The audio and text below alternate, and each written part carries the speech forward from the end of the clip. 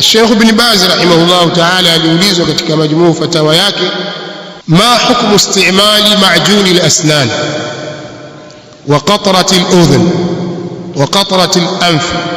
wa qatrat al-ayn lis-sa'im, ni nini hukumu ya kutumia dawa ya meno, yani hizi dawa za kupigia mswaki, na kadhalika kutumia matone kwa ajili ya sikio na kwa ajili ya pua na kwa ajili ya jicho kwa mtu aliyefunga, na ikawa tone lile alipoliweka akasikia ladha yake kwenye koo, pengine kutokana na ukali wa dawa ile, alipotia kwenye sikio akaisikia kwenye koo, au alipotia jichoni akasikia kama ni uchungu au utamu wake kwenye koo, au kama ametia kwenye pua halikadhalika. Sheikh akajibu rahimahullahu ta'ala,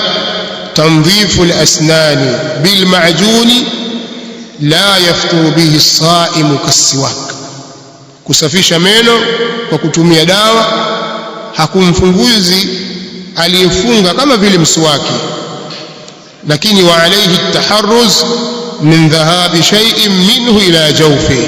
ni wajibu juu yake kujichunga kuenda kitu katika hiyo dawa kuingia ndani. Unapopiga mswaki tahadhari dawa isije ikavuka ikaingia ndani. Fa in ghalabahu shay'un min dhalika biduni qasdin, kikimshinda kitu katika hicho pasi na kukusudia, fala qadaa alayhi, hapana kulipa juu yake, yani kukusudia dawa ikapita.